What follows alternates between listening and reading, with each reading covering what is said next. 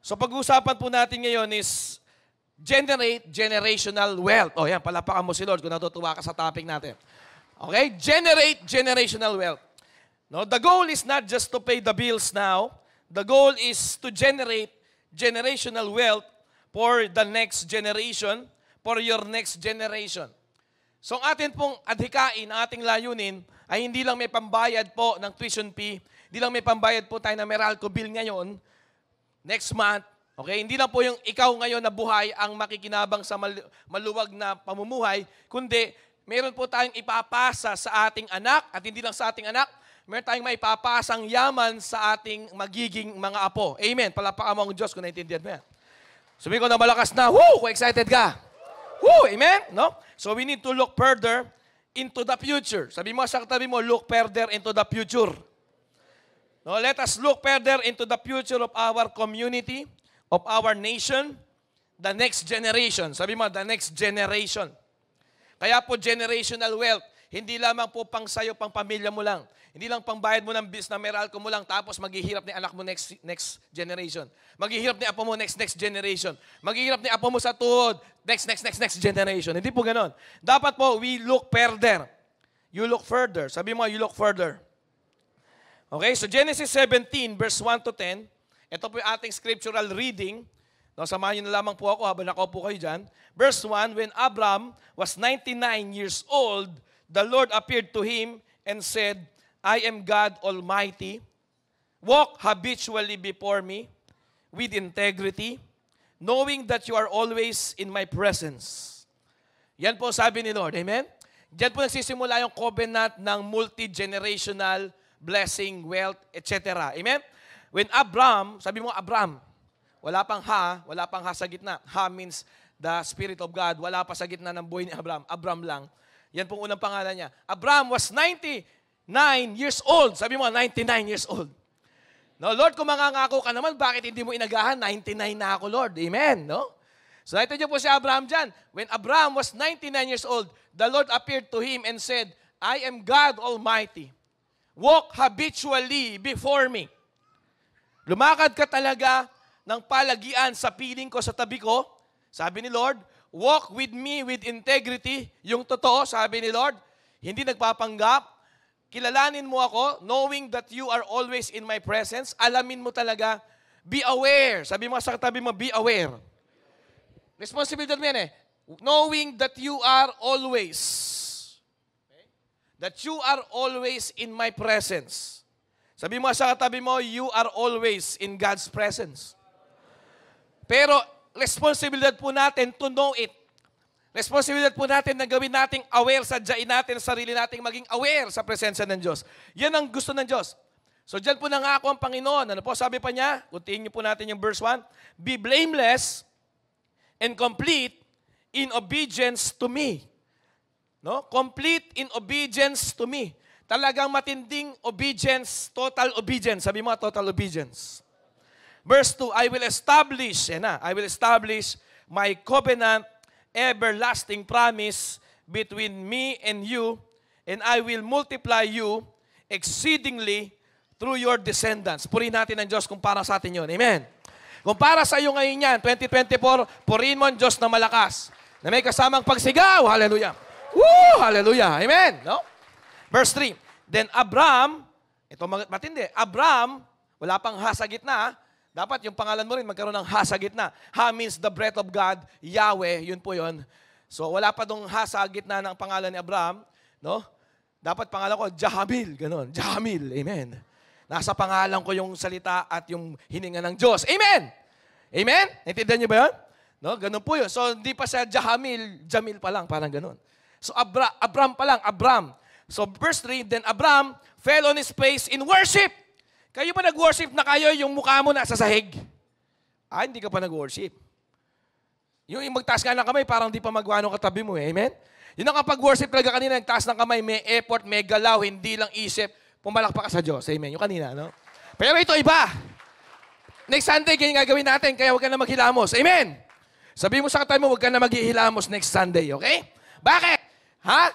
Yung sahig, kailangan yun ng panghilamos. Ayun po sabi niya, no? Pag na-receive mo yung promise, na-receive mo yung pangako ng Diyos, Na-receive mo talaga yung kanyang assurance. Ibig sabihin, matindi pa sa insurance, assurance, guarantee, warranty. Napasamba talaga si Abraham. Pag tunay mong ni-receive yung sinabing salita ng Diyos, talagang mapapasamba ka talaga. Hello. Ay, walang tao dito. Parang di na. Sabi ko ng malakas na hallelujah. Amen. Hallelujah. So, Abraham fell on his face in worship. So, hindi ka pwedeng mag-worship ng tulala. Hindi ka pwedeng mag-worship sa Panginoon nang wala kang tugon sa katawan. Kasi po, ang ibig sabihin talaga ng worship is to prostrate. Sabi mo nga, prostrate. Pro, tsaka straight, prostrate. Prostrate. Sabi mo nga, prostrate. Yan po ibig sabihin ng salita na yon na he fell on his face. Kaya ba nakapag-worship ka na, yung mukha mo nasa sahig yan talaga. Kaya tapikin mo yung pisngi ng katabi mo. Sabihin mo sa katabi, yung pisngi na yan. Sige, sabihin mo sa katabi mo, yung pisngi mo na yan. Sa pagsamba dapat yan. Amen? Palapakan mo ang Diyos kung naintindihan mo yan. Dapat gawin mo rin yan, minsan. No, pag nasa inyo ka lang, di ba? No? Pagka yung kama mo, meron kang konting piraso ng carpet, yun, idampi mo yung pisngi mo sa sahig. Amen! Amen! Sabihin ko na malakas na Amen! Amen? So yan po yun. Then Abraham fell on his face in worship and God spoke with him. So nangusap lalo si Lord kasi nakita ni Lord talagang nag-worship eh. To prostrate oneself is to lie flat on one's face. Or to bow low. Sabi mo, bow low. Or to bow low and touch one's face to the ground. Sabi po dito, ibig sabihin ng fell on his face in worship, ito po ibig sabihin na, it is the ultimate gesture of submission. Hallelujah. Diyan nagsisimula po yung generational covenant ng wealth. The generational covenant of wealth, diyan na-establish. Kapag may tao talaga na merong matindi talaga na gesture, ultimate pagpapakita, ultimate gesture, ultimate act, no? Ultimate na symbol, hindi lang po sa isip. Sabi ko nga, hindi lang po sa salita, hindi lang po sa plano, gumagalaw. He's doing something of what he is learning from God. Amen. Meron siyang ginagawang kahit ano lang habang naiintindihan niya ang mga pangako, ang mga salita, ang mga prinsipyo ng Diyos. Palakpakan mo ang Panginoon kung naiintindihan mo yan. Hallelujah.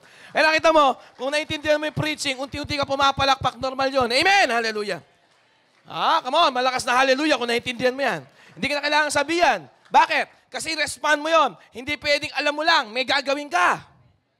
Doon ako kompleto, doon nagiging buo yung spiritual life mo. Hindi puro utak lang, hindi puro salita lang, hindi puro plano. Napapakilos ka talaga. You know, then you need to do something. You know something from God and you want to do something from God. It's not enough to know, you need to do something. Amen. Kung papalakpak, papalakpak. Kung luluhod, luluhod. Kung sisigaw ng amen, sisigaw. Hallelujah, hallelujah, amen. May tao po ba dito? Purihin mo ang Diyos kung naintindihan nyo yung ganyan. Kasi ganyan po yung palitan eh. Mangangako ang Diyos, kailan may handang mag-receive sa puso. Pag nag-receive ka, dapat maayos ang puso mo. I-bless ka na ni Lord. Hallelujah. I-bless ni Lord ang pamilya mo, ang anak mo, ang apo mo sa tuhod. Pag nagkapera ka, hindi lang ikaw. Pati anak mo magkakapera. Pati apo mo magkakapera. Pati apo mo sa tuhod magkakapera. Ay, hindi nyo naiintindihan. Kung naiintindihan yun, iba siguro. Mapapa-prostrate ka. Prostrate. Prostrate. Woo, hallelujah. Ganun lang ginawa po ni Abraham. Kaya mamaya maghanap ka ng lampin. Amen. Isapin mo muna kung di mo pa kaya dito sa tiles. Amen? Ganun po nangyari. Verse 4, as for me, behold, my covenant is with you. So nagsalita na si Lord. Kasi ready na po yung tao. Ready na po si Abraham. Ready ka bang mag-receive? Sabi mo sa tayo mo, ready ka bang mag-receive sa sarili mo? Tanungin mo siya, ready ka bang mag-receive sa sarili mo ngayon? So as for me, behold, my covenant is with you, and as a result, you shall be the father of many nations. As a result, dahil nakikipag-covenant, nakikipagkasundo ako sa iyo, nakikipagtipanan ako, gumagawa ako ng contract. Parang kasal, ang contract po na unang dinala ng Diyos mula heaven, dinala niya dito sa earth, the contract of marriage. Amen. Sa Garden of Eden, nung kinasal niya si Adan at si Eva, ano po? I am making a covenant forever covenant. At magkakaroon yun ng resulta. You will become a father of many nations. Kung nire-receive mo yan ngayon, palakpakan mo si Lord, you prostrate, you receive it, give a gesture of submission. Hey, hallelujah. Hindi ko alam kung meron kayong gesture ngayon ng submission. Woo! Hallelujah. Kung nagdi-devotion kayo, nagpe-pray kayo, nagre-receive kayo ng word. Pag Sunday. Amen. Verse 5, no longer shall your name, ito na, kaya po may pinapasok sa pangalan May pinapasok sa pagkakilanlan mo sa iyong sarili. Meron nilalagay sa iyo na sa loob mo. Ito si Jesus. The Spirit of God. You no longer shall be named Abram, exalted father, but your name shall be Abraham, father of multitude. Palitan mo na yung pangalan mo sa Instagram, palitan mo na yung pangalan mo sa Facebook, lagyan mo ng father o mother of multitude. Ay, palakpakan mo si Lord. Woo! Amen! Kasi may nire-receive kang covenant, generational covenant, a blessing covenant, a covenant of favor, a covenant of wealth. Ay, di nyo naintindihan. Purihin natin ang Panginoon kung naintindihan mo natin yan. No? Come on, bigay mo the best ng pagpapuri sa Diyos. Kung naintindihan mo, spiritual to Ang goal natin ngayon, bukas di ka na dapat mahirap. Kaya nga generational wealth to Dapat yung anak mo, hindi na maghihirap yan. Hello? Kung sakaling sa ngayon hirap ka, ikaw na lang. Yung anak mo hindi na mahihirapan at yung apo mo mayaman na. At yung apo mo sa tuhod, mga billionaire na sila. Amen? Naintindihan niyo po ba yung aso? Meron tayong dapat establish na covenant from us. Tayo ang pinaka-Abraham ngayon. Sabi mo sa tayo mo, ikaw ang Abraham ngayon. Sa verse 5, no longer shall your name be Abram. Hindi ka na exalted father lang, but your name shall be Abraham. Abraham, a father of multitude. A father of multitude, a mother of multitude. Para pong pag nagpalit ka ng pangalan mo sa Instagram, sa Facebook, sa Twitter, sa X, sa whatever, o lalo na sa sarili mo, pag sa birth certificate kung pwede, lagyan mo ng ha. Ha, sabi mo sa tabi mo ha. Pero ibig sabihin po nito, ito na yung revelation from Yahweh. And kay Abraham, ang revelation po is, kagaya ng sa atin, father of multitude, mother of multitude, ganun mo na titingnan yung sarili mo sa salamin, iba na. Iba na magiging tingin mo dapat. Dito nagsisimula lahat, wala sa trabaho, hindi po, spiritual. Sabi mo sa tayo mo, spiritual to. Sabihin ng spiritual, makikita mo yung ikaw, how you look at yourself. How you look at yourself. Paano mo nakikita ang sarili mo pag ikaw lang mag-isa? Paano mo tinitingnan ng sarili mo kapag normal na araw, wala kang cell leader na kasama, wala kang pastor na kasama? How you look at yourself at night? Kasi spiritual to, ikaw to Sa'yo nang gagaling. Mula sa spirito mo, wala sa trabaho. Stop thinking about, wala kasi nagbibigay sa amin opportunity. No, nasa iyo, nasa loob mo, nasa spirito mo, yung breakthrough na hinahanap mo. Amen? Nasa iyo, nasa loob mo talaga. No? For I will make you the father of many nations. Verse 6, I will make you exceedingly fruitful. I will make you exceedingly fruitful. Gagawin kita talagang sobra-sobra kung mamumunga ka. Kung mamumunga ka sa pera, sobra-sobra. Kung mamumunga ka sa biological anak, sobra-sobra. Kung mamumunga ka sa spiritual na anak, sobra-sobra. Kung mamumunga ka ng mga business idea, sobra-sobra. Kung mamumunga ka ng pabor sa pamilya, sa business connection, sobra-sobra. Kailangan buuin mo yan sa kalooban mo. Purihin mo na lang si Lord. If you have a gesture of ultimate submission, if you prostrate. Amen. Come on, hallelujah. When you're receiving the word, meron po talagang reaction ng katawan. It's not enough for you to know, you must do something.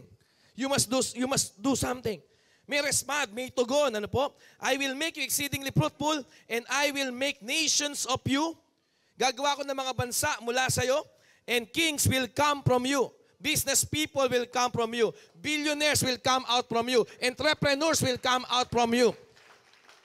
Hallelujah. Sige po, bigyan natin ng panahon para magpuri tayo sa Panginoon. Kasi ganun talaga no? As you're receiving something from God, may response sa katawan, hindi lamang po sa labi, sa isip, sa plano. Hindi po. Verse 6. Verse 7. Ito na nga po yung ating key verse. I will establish my covenant between me and your descendants, between me and you and your descendants. After you. Sabi mo sa katabi mo, after you. Hindi lang sa'yo. Kailangan yung anak mo maglilingkod sa Panginoon ng todo. Kailangan yung apo mo maglilingkod sa Panginoon ng todo. Kailangan yung apo mo sa tuhod maglilingkod sa Panginoon ng todo. Yung mga after you ang tinutukoy dito. Hindi lang ikaw mabe-bless financially. Yung after you mabe-bless financially. Yung apo mo mabe-bless din financially. After you sila. Yung apo mo sa tuhod mabe-bless din sila financially, spiritually, relationally, socially, mentally, no, sa business, entrepreneurial, in all area, in all aspect of life, in all angles of life, in all forms of life. Alam niyo po, mable-bless po yung ating lineage, yung ating generation. After you. Sabi mo sa tabi mo, may after you. Ang gusto ni Lord, hindi lang ikaw ang nakakakain, nakakainom ng maayos. Hindi lang ikaw yung talaga naglilingkod sa Panginoon all out. Hindi lang ikaw yung nagmamahal sa Panginoon ng all out. May after you. May anak ka at hindi lang anak mo. Masarap, madaling isipin yung anak. Pero yung apo, sabi mo sa tabi mo yung apo mo, paano? Siguro yung anak mo kaya mong sagutin. Siguro yung anak mo kaya mong i-bless. Siguro yung anak mo kaya mong pag-aralin. Pero kaya mong pag-aralin ng apo mo? Sobrang yaman mo, kaya mong pag-aralin kahit ilan ang apo mo. And that's the plan. Sabi mo sa tabi mo, that's the plan. That's why kailangan ko maintindihan yung word. Amen. Amen. Hallelujah. Generational wealth, hindi po sa iyo lang. Kaya hindi po to physical, hindi to financial, hindi to material. Generational wealth is highly spiritual. Palakpakan po natin si Lord. Kasi kaya mo pag-aralin ng anak mo. Pero kaya ko kayang pag-aralin yung apo ko, kay Braysen, kay Mus. Ganun ako advance. Amen. Kaya ko silang pag-aralin, nag-enroll na nga sila eh. Kaso yung apo ko kaya, after 30 years from now, mapapag-aral ko kaya sila? Na kahit bigyan ko sila 100,000 every month, wala na lang sa akin. Kasi nga ganun katinding blessing ni Lord na na-develop, na buo, na-accumulate as years goes by sa buhay ko. Ay, may tao sana ho dito. Hallelujah, praise the Lord. Hindi yung ipinapangutang mo pa yung apo mo. Ay, hindi na natin puntahan yung negative, positive na lang. Yung apo mo walang problema kahit saan niya gustong kumain. Kahit mag-Starbucks siya, walang problema. Apo mo yun, sagot mo yun. Basta yung apo mo, kasama mo, ikaw ang bahala. Kahit gusto mag-aral sa Lasal, sa Ateneo, sa ibang bansa, sa Singapore University, walang problema. Bakit? Ganong katindi yung accumulate na buong blessing ni Lord as decades goes by, 1 decade, 2 decade, 3 decades, yung apo mo, walang problema, hindi issue. Generational wealth. Ay, purihin ho natin si Lord kung naiintindihan ho natin to. Walang problemahin. Walang problemahin sa lupa, walang problemahin sa pag-aaral, walang problemahin sa bahay, kaagad may lupa sila. Apo apo. Apo mo. Ganon katindi yung blessing ni Lord sa life mo. Ganon katindi mo inasikaso yung walk with God mo. Ganon mo inaayos sa pagiging blameless, yung pag-integrity mo kay Lord. Ganon mo in-establish yung you are aware of God's abiding presence every day. Ganon mo talaga pinasok si Lord sa buhay mo na yung Jamil naging Jahamil. Pinasok mo talaga si Lord. Yung revelation ni Lord sa life mo, pinasok mo talaga. Nilagay mo talaga sa pangalan mo, I am a father of multitude. I am a mother of multitude. Kaya tawagin mo akong ma'am, mother of multitude. Pumalakpak po yung mga ma'am. Mother of multitude, yung FOM, father of multitude. Amen. Amen. Spiritual talaga to kasi material lang, physical lang, financial lang. Kapag sinabi kong, i-bless the Lord yung pambayad mo ng miracle bill next month, material lang yun eh. Kaya isipin yun eh. Pero pagka gusto ni Lord, mas matindi doon. Maging spiritual ka. Na kahit yung apo mo wala na intindihin sa miracle bill. Ni hindi niya masasalubong yung naniningil ng kuryenteng mamumutol, kukuha ng kontador. Yung apo mo din niya na makikita yon. Amen. Uy, wala ng tao. Yan, sa ganitong oras, dito lumalabas, yung totoong talaga nagre-receive ng word sa ganitong oras na. Yung after 15, 20 minutes na ng preaching. Amen? Yung mga genuine na pumapalakpak, nagpupuri sa ganitong oras, yun na talaga. Yung nakaka-receive ng word. Amen? Hallelujah. Amen? I will give to you and to your descendants. Sabi ni Lord, verse 7, ulitin ko lang, I will establish my covenant between me and you and your descendants. Nakita niyo po, I will establish my covenant between me and you and your descendants after you throughout their generations for an everlasting covenant to be God to you and to your descendants after you. Yun ang gusto ng Panginoon. Hindi lang siya sa'yo magiging Panginoon, o Diyos. Hindi lang siya sa'yo magiging provider ng lahat ng kailangan mo. Gusto niya sa anak mo, siya rin ang provider. Gusto niya sa apo mo, sa tuhod, siya rin ang provider. Yun ang gusto ni Lord. Amen. Generational wealth. Sabi mo, generational wealth. Verse 8, I will give to you and to your descendants after you the land, may lupa, in which you are a stranger. You are a stranger, moving from place to place. All the land of Canaan, the land of your enemy, I will give it to you as an everlasting possession. Everlasting possession of property. And I will be their God. Yung apo mo sa tod, I will be their God. Meron silang everlasting possession, hindi mananakaw, hindi makukuha, everlasting possession of properties. Hallelujah! Praise God! Ikaw nga, wala ka pang lupa, kaya kailangan mo talaga i-break to. Kailangan talaga ikaw maglagay ng ha sa pangalan ninyo. Ikaw maglagay ng ha sa apelido ninyo. Sino po dito ikaw maglalagay ng pangalan ng Diyos sa apelido ninyo? Hallelujah! Amen! Hallelujah! Yun po, yun po. Verse 9, further, God said to Abraham, so naiba na sa verse 9.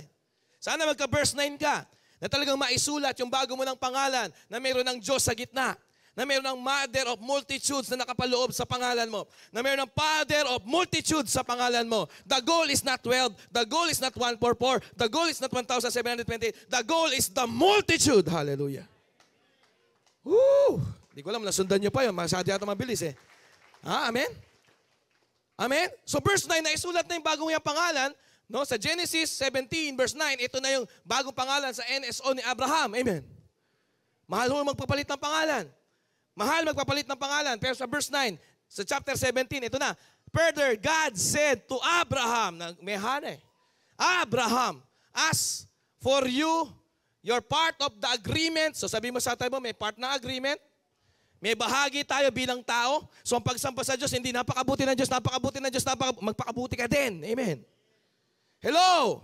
Tapat ang Diyos, napakatapat ng Diyos, napakatapat ng Diyos. Maging tapat ka din sa Diyos. May bahagi tayo. Amen. Amen. Lord, nagpapatawad ka, ang biyaya mo walang hanggan. Kahit paulit-ulit ang kasalanan, pinapatawad mo, pero magbabago ka. Amen. Kailangan mo magbago ng asal, ng ugali, ng gawi. Kailangan mong bitawan yung mga bisyo. Bakit? Kasi ang Diyos mabuti, pero may bahagi ka sa kanyang agreement, sa kanyang pakipagkasundo, may bahagi tayo. Ay, pumalakpak ho tayo sa Diyos, sa bahagi ho na kailangan nating gampanan. Kung naiintindihan nyo, may bahagi ako. Sabi mo, may bahagi ako.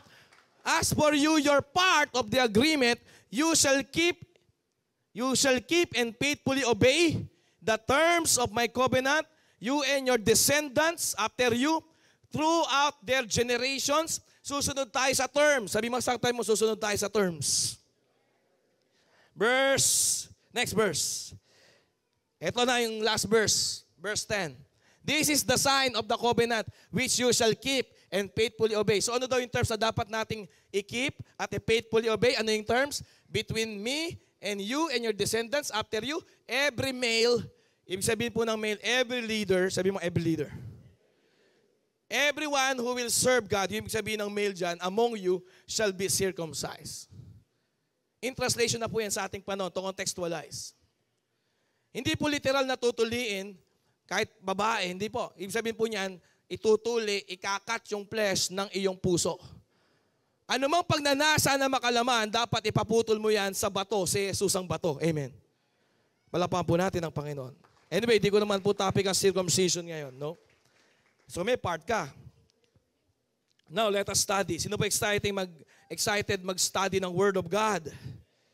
Amen. Hallelujah. Sumigaw po tayo malakas na hallelujah if you are ready. If you are still ready after 20 minutes. Amen. Shout hallelujah. No? So ngayon, tanong, bakit ka nagsusumikap sa buhay ngayon? Bakit ka nagsusumikap sa buhay? Bakit ginagawa mo yung the best na magagawa mo? Maybe, maganda po yung dahilan natin, to pay the bills, yan. To protect your testimony, mahirap naman, Christian ka, tapos di ka makabayad ng utang, di ka makabayad ng Meralco. To protect yung testimony. Bakit po tayo nagsusumikap mag-aral? Amen? Hallelujah. Yung mga estudyante po na hindi nagsusumikap mag-aral, addict po sa computer games, addict sa Facebook, addict sa social media, kailangan po nila ng healing mula sa krus ng Kalbaryo. Palakpakan po natin ang Panginoon. Pero after ma-heal ka sa cross, maging responsible ka, yun na natural response. Nakita ko po yung mga na-heal sa cross talaga, they can pursue again their dream. Amen. And now, bakit tayo nagpe-pursue ng dream? Bakit po natin ginagalingan? Bakit po natin ginagalingan sa paghawak ng finances? Ngayon, meron akong sinaside comment na kung di mo pa ginagalingan sa finances, bulagsak ka pa din, kailangan mo uling ma-heal sa cross. Amen. Kasi pag na-heal ka sa cross, mag-i-start ka na mag-ayos ng lahat ng bahagi ng buhay mo. Palapakan mo si Lord. Amen. You need an encounter. Kasi ang usapan po dito is after you encounter God, why we are doing our best in life. Why ginagalingan natin magtrabaho, maging mabuting ina, maging mabuting provider. Siguro sagot po natin kapag talagang tayo nagiging advanced na kahit papano sa ating spiritual life is, bakit ako nag-work hard to finance God's kingdom? Amen? For my cell group members, para may pambayad sila. Kahit pa konti, makapag-contribute ako sa kanilang registration sa Campus Leaders Revolution. Amen? Kaya ako ginagalingan sa pagtatrabaho para kahit pa paano matulungan ko sila sa pagpapainas ng kanilang pagpunta ng, kasi mga estudyante sila, pagpunta nilang Campus Leaders Revolution. Sino pupunta sa Campus Leaders Revolution? Come on, palapakan mo si Lord if meron kang understanding. So hindi lang dahil Maynila yon, Glory City Church, listen to me. Pupunta tayo doon kasi we are ready to receive the Word. Ganun kalaga sa atin yung Word, ganun kalaga sa atin yung wisdom from the Word of God that we are willing to pay the price so that we can get an understanding doon po sa Campus Leaders Revolution. Alam natin na kailangan natin ng salita ng Diyos. Palapakan mo si Lord kung ganyan ang dahilan mo, hindi para tumambay doon, mag-my day na nasa Maynila ka. No, hindi po. I-ready mo yung sarili mo. Amen. So sometimes po, ganun ang dahilan natin para matulungan ko yung ibang mga disciples sa church. No? Parang ganun, no? Para yung mga disciple ko din, matulungan ko. Pero, it's more than that. Sabi mo sa katabi mo, it's more than that. It's beyond. Sabi mo sa katabi mo, it's beyond. Sabi mo sa sarili mo, it's beyond. No? Yan po ang gusto nating mangyari. Kaya natin maintindihan ito eh. It's not about our self paying the bills ngayon. Yung wealth para saan? Bakit ka nagwo-work hard para sa wealth? Para saan yung wealth? Para saan yung kaginhawaan? Yan ang wealth. Hindi po pera lang. Kaginhawaan. Not just income, but freedom. Are you listening? Amen? Para saan yung wealth? Para saan? Para may pambayad ng bills. Ganda, no? Para may pang magandang testimony. Siyempre, para mayroon akong tulong sa pamilya ko to fund my current family's future. Amen? Maganda, no? Maganda yung mga dala natin. Pero ito po, dapat linawin natin to. Pag sinabing generational wealth, mas matindi dito sa pagbabayad lang ng bills, mapagtapos lang pag-aaral sa anak, ang anak natin sa pag-aaral, mapagtapos lang natin ang anak natin sa pag-aaral is more than that. Sabi mo sa katabi mo, it's more than that. Pag generational wealth, ang gusto mo yung apo mo, mapapag-aral mo. Pag generational wealth, ang gusto mo, pati yung apo mo, meron na silang lote. Ikaw ang nagbayad. Ganun ka pinagpapala ng Diyos habang tumatanda ka. Kaya kailangan ko itong malaman. Kailangan ko itong matutunan. Palapakan mo si Lord kung naiintindihan mo ngayon yan. What is wealth? What is wealth? Pag-usapan po natin. No? If your so-called wealth now doesn't help you in serving God more, then it is not the right kind of wealth. Ano ba yung pagiging mayaman? Kung pagiging mayaman mo, hindi ka natutulungan para mas makapaglingkod ka sa Diyos, hindi ka talaga mayaman. Nakuha niyo ba? Kung marami kang pera ngayon, pero dahil sa pera mo, hindi ka na rin makapaglingkod pa rin sa Panginoon, the same lang, hindi ka talaga maraming pera. Wala rin kwenta yung maraming mong pera. Kasi ang goal ng wealth is so that you can serve God more. Nagigisa mo ba yan?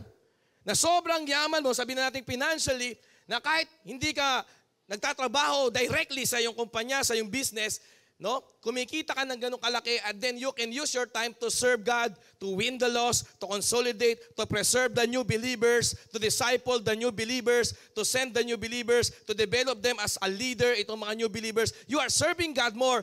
Yun ang ibig sabihin ng wealth. Ibig sabihin ng wealth, ini-enable ka nito, ini-empower ka nito so that you can serve God more. Ngayon, kung sinasabi mong meron kang wealth, pero lalo kang napalayo sa church, lalo kang hindi nakapag-sell, dahil naging busy ka sa pag-generate ng wealth, that is not wealth, that is a curse. Hello? So tama ho natin yung ating definition. Kasi ibig sabihin ng tunay na wealth from God, it will enable you to serve God more. Hallelujah. Come on. If you're agreeing with me, palakpakan mo ang Panginoon. Amen. Ngayon, kung may pera ka, dahil sa pera na yun, kailangan mo magtrabaho. Parang ganito, nung empleyado ka lang, 8 hours ka lang magtrabaho. Nung naging businessman ka, naging 24 hours ka na nagtatrabaho. Ano mas maganda? Ano mas maganda? Nung empleyado ka lang, 8 hours ka lang mag-work. Tapos puro pahinga na lang nun. Pakapi-kapi na lang. Nung nag-business ka, pinagmamalaki mo pa. Ngayon, 24 hours ka na nagwa-work. Wala ka ng time sa cell, di ka na makapag-win, di ka makapag-disciple, ngayon nagdadalawang isip ka, magka-campus leaders revolution ka pa. Ibig sabihin, naging mas mahirap ka. Amen? Kasi kung mayaman ka, you can serve God more. Yan ang tunay na ibig sabihin ng pagiging mayaman. Palapakan mo na lang ang Panginoon. Amen? Hindi ko alam kung matatapos ko itong message ko na to, no? Hallelujah. So Proverbs 13 verse 22, Amplified Version, a good man, tingnan natin kung good man na katabi mo. Good man kaya yan? Good boy, good girl, good woman kaya yan? Tingnan niyo po good man kaya ang ating mga ama na naririto? Good woman kaya yung mga nanay na nandito, mga lola, lolo? Ano po ibig sabihin ng good man sa Bible? Basahin po natin. 1, 2, 3, go! A good man leaves an inheritance to his children's children. And the wealth of the sinner is stored up for the hands of the righteous. Ay, purihin natin ang Diyos. Matindi yung talata na yan. Baka di na tayo matapos. Yan pa lang sa verse na yan. Come on, the best na pagpapuri sa Diyos. Kung naiintindihan ho natin itong English na malinaw na to. Yan ang gusto ko sa Amplified. English pero malinaw, madaling intindihan. Ang good man daw, hindi yung nakakapagbayad ng Meralco. Ang good man daw, eto, nakakapag-iwan ng inheritance, hindi lang sa children niya, hindi sa child niya, hindi sa anak niya. A good man leaves an inheritance, hindi sa anak. Kanino daw? Sa apo. Ay, grabe. Kaya mong bigyan ng mana ang apo mo. Yun, doon ka palang tatawagin good man. Tingnan mo ngayon katabi mo, ano ba goal? Yun ang good man. Are you a good man? Are you a good woman? Not yet. Sabi mo sa tabi mo, not yet, but I will be. Sige, sabi mo sa tabi mo, not yet, but I will be. From now on, para kay Lord. Sabi mo, para kay Lord. Yan po, dyan natutupad yung pangakuan ni Abraham, tsaka po ni Lord. Si Solomon na nagsulat niyan, apuhan na po ni Abraham, napakayaman na ho ng tao na nagsulat ng Proverbs, si Solomon. Si King Solomon ho yan. Sumobra na huyaman yan, si King Solomon nagsulat niyan. So sabi niya, a good man, tinutukoy niya siguro dyan yung kanyang kalolololololololololololohan, na si Abraham, sabi niya, a good man leaves an inheritance. Kaya ako'y mapag-aral ko si Moses sa inyo 4, wala pa yun. Ang goal ko pag nagkaapo ko, ako na rin sasagot. Kaya tama pala sinasabi ni Moses. Sabi niya, ma, pag may anak na ako, sabi ni Moses, ma, hindi ko ma-imagine. Sabi ni Moses, pag may anak na daw siya, pupunta daw siyang Colombia, kami daw mag-aalaga ng anak niya. Sabi ko, hindi, isasama natin yon. Amen. Sabi ng mami niya, ikaw magbabayad nun. Ngayon, sa verse na to, kami pala magbabayad nun. Yung pagpunta sa Colombia ng anak ni Musika. Nasa Bible pala yun eh. Amen? Amen. Amen? Pag pumunta po ng Colombia, paghandaan ninyo, 200,000 isang tao. Amen? Every year ho tayo pupunta ron. Ganun tayo pagpapalain ng Diyos. Walk with God with integrity, be blameless. Alamin natin ang principles ni Lord, pag-aralan natin ang covenant natin kay Lord. One day, baka next year yan, 2 years from now, baka 3 years from now yan, normal na lang yon. Amen. Hallelujah. Praise God. And then to 10 years from now, kahit apo mo, kaya mong sagutin. Gusto mo mag-Colombia? Sama ka. Ganun lang. Ay, hallelujah. May tao lang. Spiritual masyado. Pag pinag-usapan natin, pabayad mo ng bills, pag pinag-usapan natin yung ikaw lang makikinabang, karnal. Pero pag pinag-usapan natin kayamanan ng iyong apo, spiritual. Palakpakan natin ng Diyos. Naiintindihan mo ba natin? Ganun lang ako kasimple yun. Pastor, magiging mukhang pera tayong usapan. Ganito yan. Mukha kang pera kapag gusto mo lang yung para sa'yo. Pero kapag inisip mo na yung para sa apo mo sa tuhod, spiritual na yun. Hindi na yung pinansyal. Spiritual yun. Gusto ko yung apo ko sa tuhod. Walang problema yan. Kung gusto lumabas ng bansa, mag-conference. Walang tao na ho dito. Hindi na tayo nagkakaintindihan. Gusto mo lang yata pang sarili mo eh. Gusto mo lang kasi ikaw lang may sasakyan eh. Paano yung apo mo magpapabili ng sasakyan? Wala kang pera. Yan ang good man. Ay, hallelujah. Praise God. Yan ang good woman of God. Bible ho yan. Amen. Eh sabihin mo sa katabi, marami tayong aaralin. Marami kang hindi alam, kaya mahirap ka pa. Di mo alam kung sino ka mula sa salita ng Diyos. Ang alam mo lang kung sino ka, sabi ng social media. Pero ikaw talaga mula sa salita ng Diyos, konti pa lang alam natin. Kaya palakpakan mo si Lord kung may natututunan ka na ngayon. Amen. Huwag kang mag-alala. The wealth of the sinner, iniipon, ini-store up for the hands of the righteous. Sabi nga ni Pastor Gerald, taas ang kamay. Bakit? Dalawang kamay, taas mo. Sabi mo sa katay mo, these hands are the hands of the righteous. O, palakpakan mo si Lord. Come on. Kasi the hands of the, dapat ang kamay mo, ang kilos mo, ang galaw mo, ang sipag mo, ang trabaho mo, pag ikaw ang nag-work sa kamay mo, righteous. Doon matatransfer mula sa mga makakasala. Ang yayaman ng mga makasalanan, huwag kang maglala, itatransfer yan sa kamay ng mga matutuwid, lahat ng kayamanan yan. Come on, I prophesy. I prophesy in your life. Nagpropropesiya ako sa buhay mo. Lahat ng kakilala mong mayayaman, isa doon, kahit dalawa lang doon, na billionaire, tatransfer sa'yo kasi ikaw may hands of the righteous. Ikaw may hands of the righteous ka. May work of the righteous ka. May acts of the righteous ka. May habit, may discipline ka na isang righteous person. Woo! Hallelujah. Amen. Amen? 2 Thessalonians 3 verse 10. For even while we were with you, we used to give you this order. Sabi sa Bible, if you are not willing to work, kaya hands you need to work. Hands is symbolical sa work. Sabi po dito, if you are not willing to work, he is not to eat either. Yan po yung kabilagtaran nun. Kaya po, hands of the righteous, kasi the hands, sumisimbolo yan sa work, sa galaw, sa kilos. Kaya mapupunta ang kayamanan ng kasaganaan, magge-generate ka ng generational wealth for your children's children. Kasi nga, you will start to work. Sabi ng Thessalonians 3 verse 10, if anyone is not willing to work, then he is not to eat either. Ganyan po dito sa Kingdom of God. Amen. Hindi sa Glory City Church, physical lang to eh. Sa Kingdom of God, yun ang ating country. The Kingdom of Heaven. Sa Kingdom of Heaven, if you are not willing to work, okay lang. Pero hindi ka rin kakain. Amen. Ibig sabihin ng kakain, hindi ka rin titikim na magagandang bagay sa mundong ito. Sa mundong ito ay hindi sa langit. Sa mundong ito pa lang, pwede ka na makatikim ng best of this land. Amen. Palakpakan mo, Panginoon. Isaiah chapter 1 yan. Hindi ko na nalagay J-verse. Lahat daw ng willing, lahat ng obedient, matitikman nila ang the best things dito sa lupa. Sabi sa Isaiah chapter 1. Amen? Pero kung hindi ka willing mag-work, you should not eat also. Ano may katabi mo? Ano bang work mo? Amen? Sampalin mo, yan. Ano bang work mo? Kung asawa mo, dapat tabihan mo talaga. Ano bang work mo? Eh natural, naghahanap ka pa ng pandesal, di ka naman nag-work. Naghahanap ka pa ng, ano ba na? Ano ba ulam na? Gumagano ka pa, di ka naman nag-work. Galit ka pa sa asawa mo, pag wala makain, di ka naman nag-work. Aray ko po. Sabi mo sa katabi mo, aray ko. Sabi mo sa katabi mo, it's not you, it's me. Ha? Di ba? Huwag niyo isipin ang work, job. Magkaiba yun. Spelling pa lang. Sa Bible, iba ang job sa work. Ang job, ikaw ay slave na pinapasweldo. Ang work, it means to become. Sulat nyo na lang. Wealth is not money.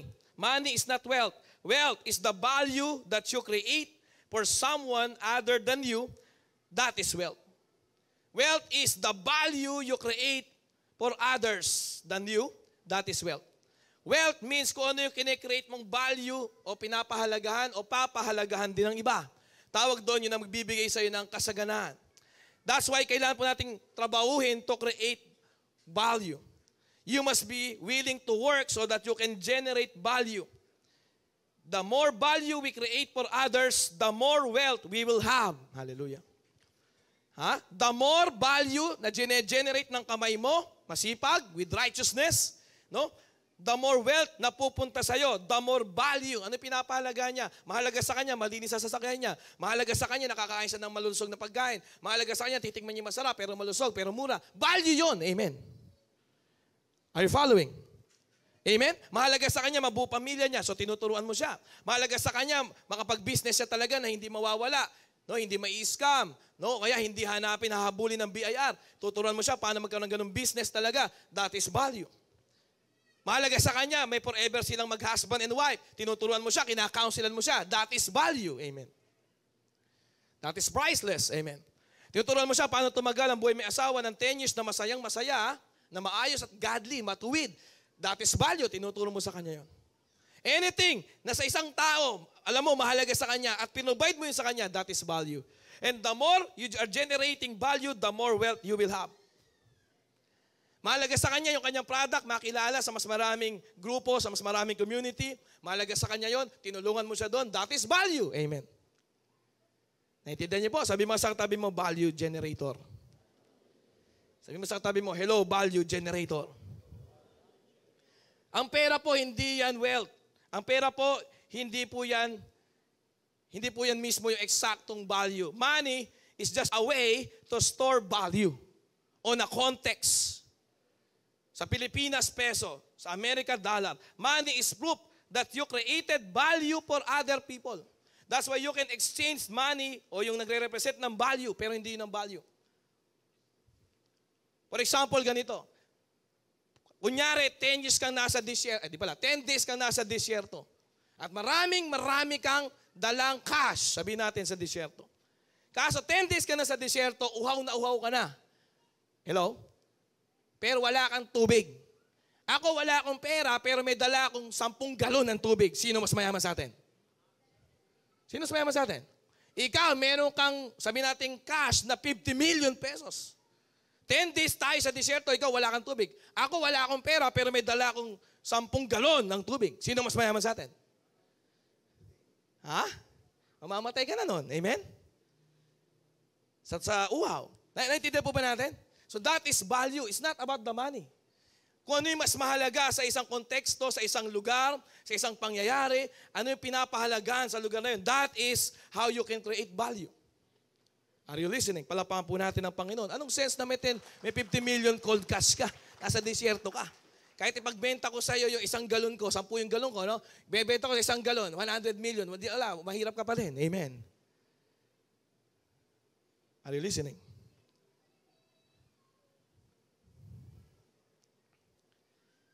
So nakita niyo po, kaya walang pera yung katabi mo. So, tanongin kita mo, ba't wala kang pera? Wala kang binibigay na value. Wala kang ginagawang value. Wala kang ginagawa na isang bagay na may halaga sa iba na handa siya magbayad kahit magkano.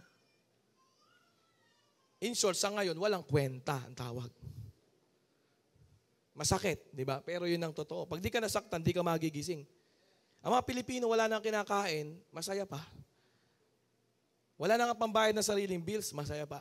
Ang mga anak, di mag-aaral ng kolehiyo, okay lang. Yung mga apo, magiging mamamali mo sa kalsada, okay lang.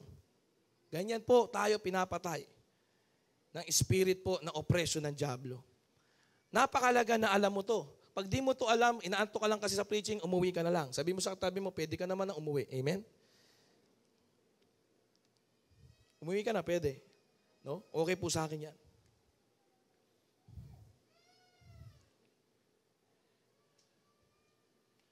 Now, what is the key? Sino po dito gusto mong umasenso ka? So, ano pwede namin gawin ngayon? No? Meron po ako nakitang memes eh. Kaya niyo ba pakita yung memes ko dyan? Ayan, tingnan nyo. Okay ba yan? Ganyan yung katabi mo yata eh. Tingnan nyo, intindihin nyo muna yung memes. How to make money. Binasa niya yung libro. Ano nakalagay sa libro? Work. Umiyak. Tingnan mo yung katabi mo. Tulog. No? Ayan, ganyan siya. Kundi iyak, tulog. Para hindi maiyak, matutulog. Kailangan mo lang naman gumising eh. Sabi mo, sa time mo gumising ka. Sa katotohanan. Kung di pa magising, sampalin mo ng katotohanan. Kung ikaw misis, yun ang pinapagawa ko sa misis. Sampalin nyo ng katotohanan yung mga asawa ninyo. Amen? Okay, tinan po natin ito mabuti. One of the last verse na pong bibigay ko sa inyo, pero nasa kalahati na po tayo ng preaching. Ecclesiastes 11 verse 6, we will close. Amplified. Sabi dito, eto sikreto tingnan niyo po, okay? Let's read. Sow your seed in the morning. Do not be idle with your hands in the evening, for you do not know whether morning or evening planting will succeed. Whether this or that, or whatever, or whether both or alike will be good. Palakpakan po natin si Lord. Naiintindihan po natin. Okay, para po mas maintindihan natin, isa pang basa, King James Version, New King James Version. Ito in the morning, sabi mo sa atin mo, in the morning, sow your seed. Magtatanim ka na sa umaga pa lang. Trabaho to. Sa magsasaka. Galaw ka agad sa morning. And in the evening, do not withhold your hands. So kahit gabi, sabi mo sa atin mo, kahit gabi may gagawin. Ay, pumalakpak sa Lord yung nakakagets nito. Ito yung tinuturo po ni Bishop Oriel. Okay? Pambayad mo sa present need mo sa umaga, sasagutin. Pambayad mo sa Meralco every month, pang umaga yan. Pero para mabuo mo yung future mo for your children's children, sa gabi mo tatrabahuin. Sa gabi talaga yun. Ano po? Ibig sabihin po niyan, yung after 8 hours kang binili ng ibang kumpanya. After nung 9 hours, 8 hours na yon, na binili yung oras mo for 700 pesos. O sabi natin 800 pesos sa sweldo mo a day. 8 hours ka nag-work. So yung gitna ng 8 hours, gusto mo kainan, di ba? Kaya nagiging 9 hours eh.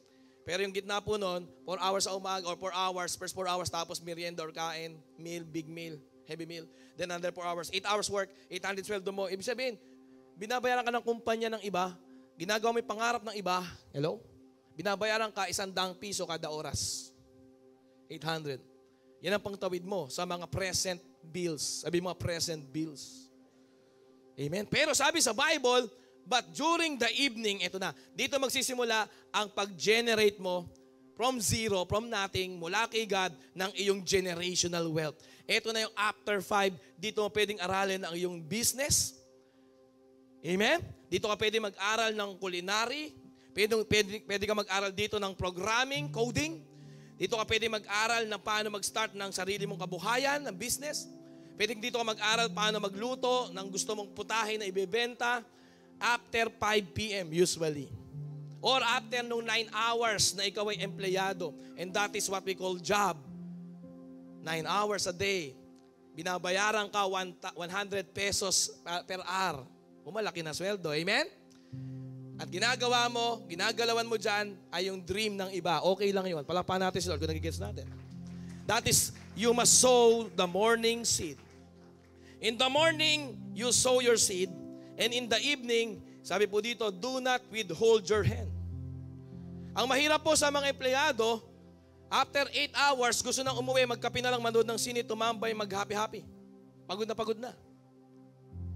Iba matatraffic, 1 hour, 2 hours sa kanto, sa intersection, sa junction. Pag-uwi, kuluntoy na, gusto na lang manood ng Netflix, no, ng 2 hours, habang kumakain. Pero sabi po sa Bible, eto, do not withhold your hands during evening, kasi hindi mo alam kung saan ka unang ipra-prosper. Sabi mo, prosperity. Alam niyo po yung word na prosperity, sabi mo, I must prosper. Alam niyo yung word na prosper sa Bible, hindi pera. Ang word na prosper is maturity. Kaya pag sinabing prosperous ka, mature ka. Hindi lang sa pera, sa ugali, sa asal, sa talino, sa puso, sa integrity, sa pag-serve kay God, sa spirituality, lalo na maturity. Yun ang ibig sabihin talaga ng word na prosper. Huwag mo isipin na prosper, puro peso. Ang prosperity means you are mature. Ibig sabihin na mature, kaya mong gawin yung tama. Anong tamang gawin ngayon? Makinig pa rin. Nandito ka pa rin sa church, palakpakan mo si Lord kung nakikinig ka pa rin. No? For the next 40 After 45 minutes, nakikinig ka pa rin. Puriin mo si Lord. Shout hallelujah. Praise God. Amen. I'm still here listening to the word. Amen. I'm still alive, alert. Hindi ako natulog. Amen. Bakit? Ito na lang yung aking feeding sa sarili kong kaluluwa para umasenso kami. Matutulog pa ako. Amen. Kung natutulog ka, malamang ikaw talaga topic. Sabi mo sa tayo mo, it's not you. It's me. Amen. Tandaan mo, kung nakakapag-Starbucks ka, tingnan natin kung makapag-Starbucks ang anak mo. Ako, pagkasama ko yung tatlo, mag-Starbucks ako, mahina 1.5 eh. Yung tatlong anak. Yung pala sabi sa Bible, di lang pala tatlong anak. Kung yung tatlo kong anak, may tiga-4 na anak, de 12 na. Pero pa si Piu Piu, ah. So pag nag-Starbucks yun, dapat hindi ko indahin yun. Yun ang pinaghahandaan ko. Sino dito yun ang paghahandaan mo? Eh, may kakailangan ma-activate ko ano binigay sa akin ng Diyos. Okay? We do not know which will prosper. Totoo po yan. Di natin alam kung saan tayo talaga magpo-prosper. Kung alin ang una magmamature. Ito bang ating job, mapropromote, o itong ating work, magiging franchise? We don't know. That's why you must not withhold your hands even at night. Sabi mo, even at night. So kung 8 hours ka natutulog, ibig sabihin, kampante ka pa. Kung 8 hours ka natutulog, it means you're not yet doing what the word says. Kasi even at night, you should be working. Amen? Amen?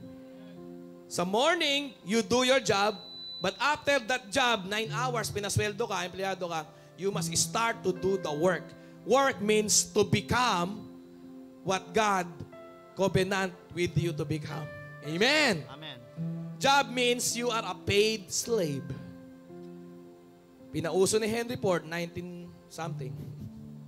Doon po nagsimula yung 8 hours work ng 9 to 5.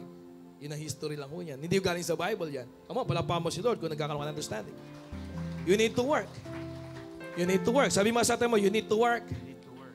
Amen. You must create value. Sabi mo sa tayo mo, learn to create value for others. What others will value. Tandaan niyo, walang business na naging business dahil gusto lang niyang kumita ng pera. No?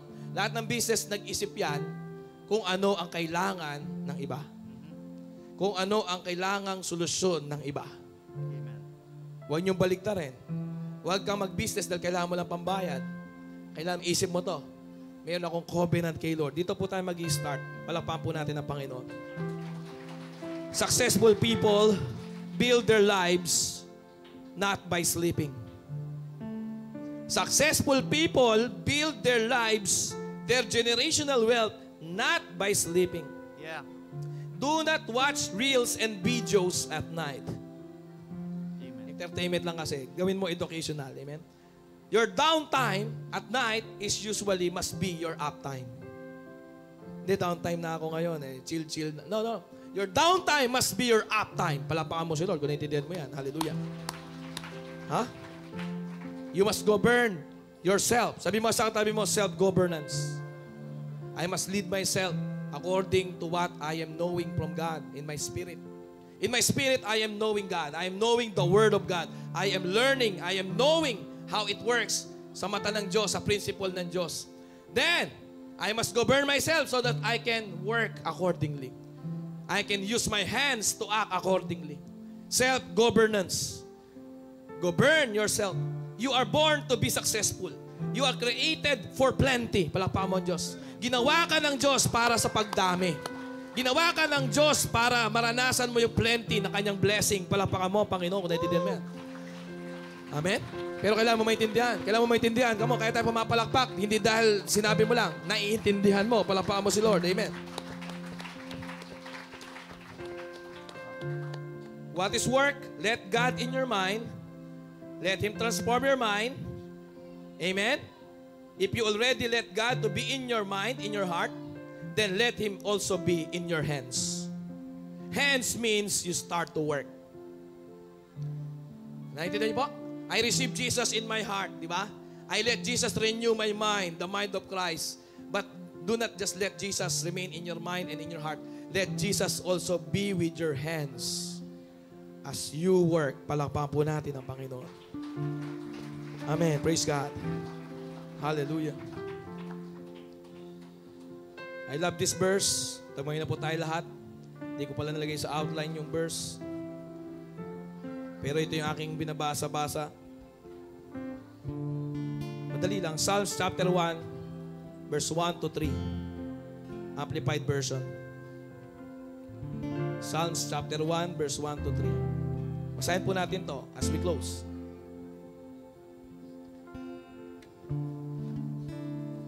Tandaan yung gagawin natin. Sabi mo sa tayo mo, tandaan mo yung gagawin natin. Okay? Kailangan mo lang muna mananampalataya. You need faith. Kailangan mo ng faith para mabago yung utak mo. Yung utak mo, walang alam sa Bible. Hello? Kung 25 years old ka na born again ka nung 25 ka, imaginein mo to, yung una mong 25 years, wala kang alam sa Word of God. Kaya kayo mahirap. Kaya wala kang magiging inheritance sa yung children's children. Ganun yun. Meron ka lang religion. Yun ang problema. Kaya please, kailangan mo seryosohin talaga to. This is the key. Nung una po ako nagsiselgop dyan sa Bukana, sabi ng mga matatanda, kaya hindi sila na born again kagad dun matatanda. No? 15 years ago. Kasi sabi nila, meron bang pera makukuha sa Bible na yan? Noong time na yun, sabi ko, wala po, pero kaligtasan. Yun sabi ko sana 15 years ago. Pero ngayon, sasabihin ko sa inyo, yung Bible ang magtuturo sa'yo para umasenso ka, sumagana ka, yung anak mo di na maghirap, at yung apo mo hindi na maghirap. Ay, Diyos ko po Lord. Hallelujah. Praise God. Kung maibabalik ko lang yung mga tatay-tatay na yun, una kong nakakakwentuhan sa Bukana, kayo, kinuha na ni Lord. Wala na. Yung mga anak nila, apo nila yun, hanggang ngayon. Empleyado, slave na may sweldo. Ibig sabihin, empleyado. Slave na may sweldo. Proud pa yun. Di ba? Nakita ko yung isang sa online, di ba? Yung, anong trabaho mo? Computer engineering. Ganda, no? Gano'ng sweldo mo? Nahiya siya bigla. 10,000 po. O, totoo to. No, 4 years ka mag-aaral eh. No, anong trabaho mo? Ganda nung mga job description eh, no? Ano po ako? Yes, digital social media marketing. Social, naka-Starbucks. Kano sweldo mo? 14,000 po a month. 4 years nagtrabaho yun. Tawag po dyan mga slave na may sweldo. Hello? Kaya napakalaga ng Word of God. Ngayon, kaya kong sabihin di ba? Na ang Word of God, aayusin niya lahat ng bahagi ng buhay mo. Mula sa spiritual hanggang sa financial. Kailangan nating aralin yung Word of God. Kaya huwag tayo magsasawa, huwag kang matutulog, huwag kang di magno-notes, huwag kang lutang, huwag kang pa-CR-CR. Late ka na dumating, gusto pa umuwi ng mas maaga, tapos habang nagpipreach ako, 4 times ka nag-CR. Anong nangyayari sa'yo? Nakapagbabasa ka lang ng Bible sa lead wall every Sunday, once a week. Anong nangyayari sa'yo? Di mo na-imagine, kaya ka walang fruitfulness sa life mo, from spiritual hanggang sa financial, is because kung na-born again ka nung 22 years old ka, 1 years kang walang alam sa Word of God. Ganun ka pinapatay, sinisira, pinagiging mahirap ng demonyo. Hindi pinapaalam sa iyo ang Word, ang principle ni Lord. Amen. O ito, Psalms chapter 1, verse 1 to 3. Basahin po natin ito, okay? Blessed, grabe itong amplified, Blessed, fortunate, prosperous, favored by God is the man who does not walk in the counsel of the wicked, following their example, nor stand in the path of sinners, nor sit down to rest in the seat of scoffers and ridiculers. Palapan natin ng Diyos. Amen? Yan ang pinagpala. Hindi ka umuupo sa upuan ng mga chismoso, chismosa, scoffers, nanlalait, mga makasalanan, no, mga walang ginagawa, scoffer yon. Mga nakatambay, mga idol, yung po ibig sabihin na scoffers. Okay? Mapalad ka na nun. Blessed, fortunate, prosperous, favored by God ka na nun. Favoran ka na ni Lord nun. Verse 2, let's read. But, ito na ginagawa niya, blessed is the man whose his delight is in the law of the Lord. Mahalaga yung law of the Lord. And his law, yung law ni Lord, his precepts and teachings, he habitually meditates day and night. Palapakan natin ng Panginoon. Day and night. Night and day. Day and night. Verse 3. Ano mangyayari sa kanya? Ito na gusto ko dito. Verse 3. He will be like a tree firmly planted and fed by streams of water, which yielded its fruit in its season. Amen. Ikaw daw to, its leaf does not wither. And whatever he does, he prosper and comes to maturity. Yun ang palakpakan po natin ng Panginoon. The best na palakpak kay Lord. Amen? Tanya po yung word of God. Yung verse 3 kagad gusto mo, pero verse 1 muna. Huwag kang makigaya sa huwag ka muna makipagbarkada, huwag kang umupo sa umpukan ng mga unbeliever, ng mga sinners. Manawa ka na muna doon, tigilan mo na yun. Kailangan mag-prosper ka spiritual up to financial. Financial is the most common and shallow. Spiritual is the deep. You start from the deep. Spiritual, prosperity. Ano yung prospero? Sabi po sa verse 3, di ba? Comes to maturity. Yan ang ibig sabihin ng prosperity. You come into maturity from spiritual to financial. Ibig sabihin ko po noon, covered lahat. All angles, all area, no, all aspect of life. Palapahan natin ng Diyos. God's will for you ay magkaroon ka ng glorious life with Jesus. Maraming salamat sa iyong panonood dito sa ating YouTube channel. Huwag mong kalimutan mag-subscribe sa Glorious City Church YouTube channel. Have a blessed life, family, finances, and future.